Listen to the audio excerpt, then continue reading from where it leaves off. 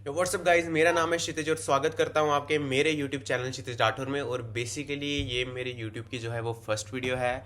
तो अगर आपको वीडियो थोड़ी सी भी पसंद आती है तो प्लीज़ वीडियो को एक लाइक कर देना और चैनल को कर देना सब्सक्राइब, ताकि मेरे को पता चले कि आपको मेरी वीडियोस अच्छी लग रही हैं और मैं इन वीडियोस को जो है वो रेगुलर और डेली अपलोड कर सकूँ।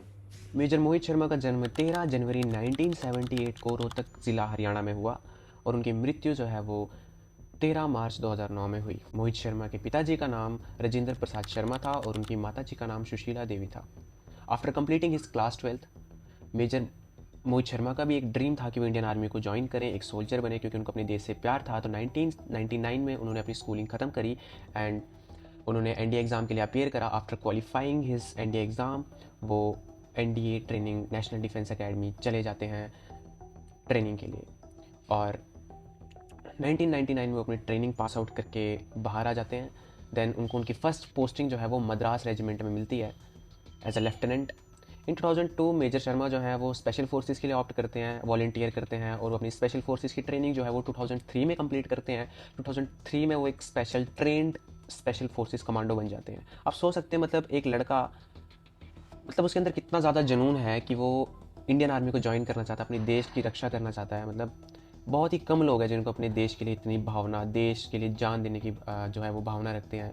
तो ऐसे सोल्जर्स के लिए हमेशा सैल्यूट करें जिन्होंने हमें बचाने के लिए, हमारी रक्षा के लिए अपना बलिदान दे दिया हमारे देश को। तो प्लीज़ ऐसे हीरोज़ को कभी ना भूलें, कभी ना भूलें ऐसे हीरोज़ को जिन्होंने अपना सेक्रीफाइस करके आपको बचाया है, मुझे बचाया है।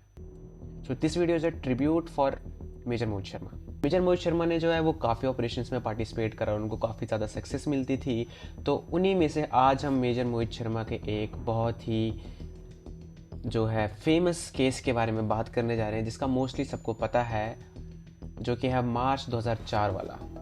क्योंकि उस ऑपरेशन में मेजर मोहित शर्मा ने एक ऐसा काम किया था जो उस टाइम पे कोई कर ही नहीं सकता था। एक्चुअली क्या हुआ था, जेएंडके में जो है बहुत ही ज़्यादा टेरर एक्टिविटीज़ बढ़ रही थी, जिसके चलते इंडियन आर्मी को बहुत ही ज़्यादा मुश्किल हो रही थी टेररिस्ट को फाइंड करने में। तो स्पेशल फोर्सेस वालों ने ये प्लान बनाया कि मेजर मोहित शर्मा जो है वो खुद को टेररिस्ट के रूप में ढाल लेंगे। तो मेजर मोहित शर्मा ने क्या करा, उन्होंने अपनी दाढ़ी बढ़ाना शुरू कर दी, उन्होंने अपने बाल बढ़ाना शुरू कर दिए और उन्होंने कश्मीर की लोकल लैंग्वेज भी सीख ली थी ताकि लोगों को शक ना हो कि वो एक आर्मी बैकग्राउंड से है।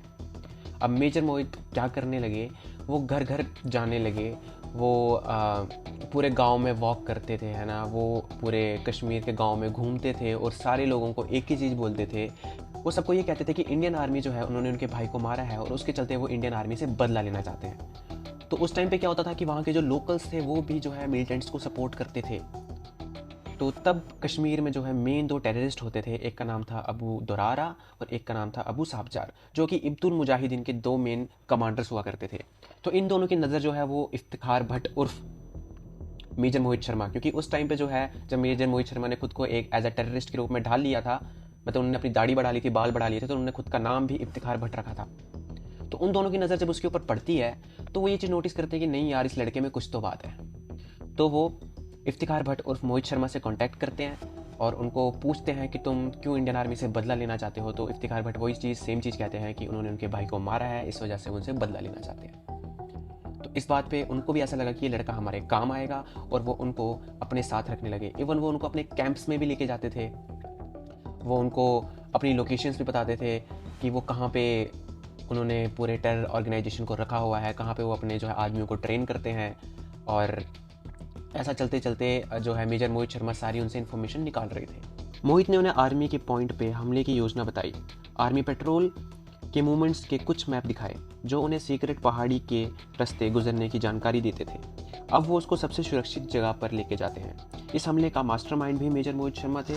उस रात ग्रेनेड की सप्लाई होने वाली थी, अगली सुबह इंडियन आर्मी पर अटैक करा जाना था। मतलब आप सोच सकते हो कि कितनी ही बड़ी प्लानिंग चल रही होगी। इस दौरान तोराहा को मेजर मोहित पे शक हो जाता है और वह कमरे की खिड़की से बाहर देखने लगते हैं और वो सबुजार से कहते हैं मुझे इसमें कुछ गड़बड़ लग रही है। और जब वो ये चीज़ें कहते हैं और जब ये प्लानिंग पूरी की पूरी हो जाती है, तो इस दौरान क्या है, जो अबू दुरारा है उनको जो है मेजर मोहित पे शक हो जाता है। तो वो अबू साबजार से ये कहते हैं कि मेरे को इस बंदे पे भाई शक हो रहा है, मेरे को नहीं लगता कि ये ट्रू गाय है, या जिस पे हम ट्रस्ट कर रहे हैं। तो अबू साहबजार ये कहते हैं कि भाई अगर तेरे को उस पर ट्रस्ट नहीं हो रहा तो एक बार उससे बात कर ले। तो तब क्या होता है कि जो मेजर मोहित शर्मा होते हैं ना, वो चाय बना रहे होते हैं। कावा चाय जो है बहुत ज़्यादा फेमस है एक्चुअली कश्मीर में। तो वो कावा चाय बना रहे होते हैं। तो कावा चाय बना रहे होते हैं तो वो दोनों बंदे घर के अंदर बैठे हुए थे और घर के बाहर मेजर मोहित कावा चाय बना रहे होते हैं। तो जब मेजर मोहित कावा चाय जो है वो 3 कप में डाल के अंदर आते हैं तो उनको वो पीने के लिए ऑफर करते हैं। तो तब उस पॉइंट पे अबू दुरारा ये कहते हैं कि भाई मैं जो पूछूंगा वो चुपचाप सच बता दे। तो इस बात को काटते हुए मेजर मोहित शर्मा ये कहते हैं कि जनाब अगर आपको मेरे पे शक हो रहा है तो ये लीजिए AK-47 और मेरे को यहीं पे गोली मार दीजिए, क्योंकि आप मेरी हेल्प ही नहीं करना चाहते। मेरे भाइयों को जो है वो इंडियन आर्मी वालों ने मारा है और आप मेरी हेल्प नहीं करना चाहते, इसलिए आप मेरे पे शक कर रहे हैं। इस बात को लेके वो थोड़े से कंफ्यूज हो जाते हैं और जब वो कंफ्यूजन में होते हैं तो इफ्तिकार भट्ट उर्फ मेजर मोहित अपनी 9mm की पिस्टल निकालते हैं और दोनों को वहीं पे ठोक देते हैं और चुपचाप करके अपनी कावा पीने लगते हैं। और उसके बाद जो है उनका जो ऑपरेशन है वो सक्सेसफुल होता है। वो मेन 2 कमांडर्स को वहीं पे मार देते हैं जो कि इब्दुल मुजाहिदीन के थे। और वहाँ से फिर बहुत ज़्यादा खुशी का माहौल हो जाता है उनकी यूनिट में, है ना। और उनके जो कमांडिंग ऑफिसर थे उस टाइम पे, तो उनके ऑपरेशन से बहुत ही ज़्यादा खुश थे। तो मेजर मोहित के लिए अपने आप में बहुत बड़ी बात थी। उन्होंने बहुत ही बड़ा काम किया था अपनी यूनिट के लिए। तो वो 11 महीने से छुट्टी नहीं गए होते हैं। तो जब वो छुट्टी जा रहे होते हैं तो वो अपने भाई को बोलते हैं कि भाई मेरे को ना स्टेशन पे लेने आना। तो जब उनका भाई उनको स्टेशन पे लेने आता है तो वो कहता है कि क्या यार मोहित, तू तो आया नहीं, तो मेरे साथ प्रैंक कर रहा है। क्योंकि वो अपने भाई को पहचान ही नहीं पाता, क्योंकि उन्होंने दाढ़ी इतनी रखी थी, बाल इतने रखे थे कि मेजर मोहित जो वो पहचान में ही नहीं आ रहे थे। तो वो कहता है भाई पीछे देख। जब वो पीछे दिखता है तो वो मेजर मोहित को पहचान ही नहीं पाता। और हालांकि अपने भाई को देख के बहुत खुश होता है, पर वो हैरान हो गया था कि इसने अपना चेहरा, अपना हुलिया कैसा बनाया हुआ है। तो उसके बाद मेजर मोहित अपने घर पे जाते हैं, अपनी फैमिली से मिलते हैं, अपने फादर से मिलते हैं, अपनी मदर से मिलते हैं। एंड घर पे बहुत ही खुशी का माहौल हो जाता है। 2004 में मेजर मोहित की शादी रश्मि शर्मा से हो जाती है और 2005 में जो है दिसंबर 2005 में major Mohit as a major बनते हैं इंडियन आर्मी में। उससे पहले वो कैप्टन रैंक पे होते हैं और अब जाके 2005 में दिसंबर में वो मेजर बनते हैं, मेजर मोहित शर्मा। 30 मार्च 2009 की शाम मेजर मोहित शर्मा अपनी टीम के साथ बैठे हुए थे और तभी उनको जो है उनके सेक्टर कमांडर का कॉल आता है और कहा जाता है कि कुछ जो मिलिटेंट्स हैं उन्होंने LOC क्रॉस करके वो हमारे एरिया में आ चुके हैं। तो बिना कुछ सोचे समझे मेजर मोहित शर्मा अपनी टीम के साथ उन जंगलों की ओर बढ़ जाते हैं। जब वो उन जंगलों की ओर बढ़ते हैं तो जब उस जगह पे पहुंचते हैं तो उनके ऊपर फायरिंग होना शुरू हो जाती है। जब उनके ऊपर फायरिंग होना शुरू होती है तो मेजर मोहित शर्मा कहते हैं अपनी टीम को कि हम 3 टुकड़ियों में बढ़ जाते हैं और 3 टुकड़ियों से बढ़ के हम आगे की ओर बढ़ते हैं। तो सामने से भी फायरिंग हो रही थी, इस साइड से भी फायरिंग हो रही थी। और जब मेजर मोहित शर्मा आगे बढ़ने लगे तो उन्होंने अपनी रेंज में लाके 3 मिलिटेंट्स को ऑन द स्पॉट वहीं पे ठोका और वहीं पे लड़ाई करते करते उनके जो है हाथ पे गोली लग जाती है। पर उनके हाथ पे गोली लगने के बाद भी वो नहीं रुकते और वो सामने जो है टेररिस्ट को मुंह तोड़ जवाब दे रहे होते हैं और उनके ऊपर गोलियां चलाए रखते हैं और अपनी टीम को भी यही बोलते हैं कि उनके ऊपर गोलियां चलाए रखो।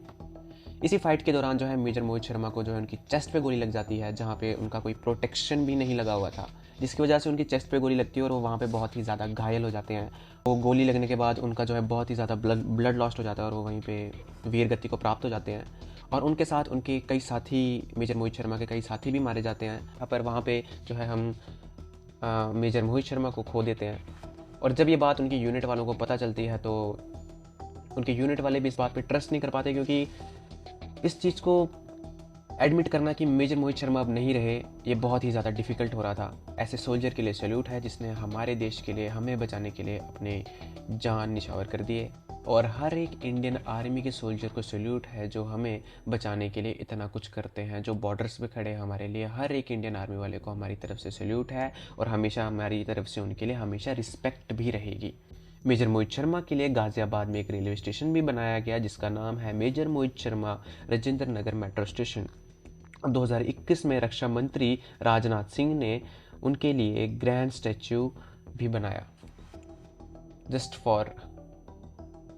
टू गिव हिम रिस्पेक्ट, ताकि वो हमारे लिए हमेशा, हमारे दिलों में हमेशा याद रहें जो उन्होंने काम किया हमारे देश के लिए, हमारे लिए। क्योंकि वो एक बहुत ही ब्रेव और बहुत ही हार्ड वर्किंग सोल्जर थे। वो अपनी कंट्री को पहले रखते थे खुद से। दैट्स वाई आज वो हमारे बीच में नहीं है।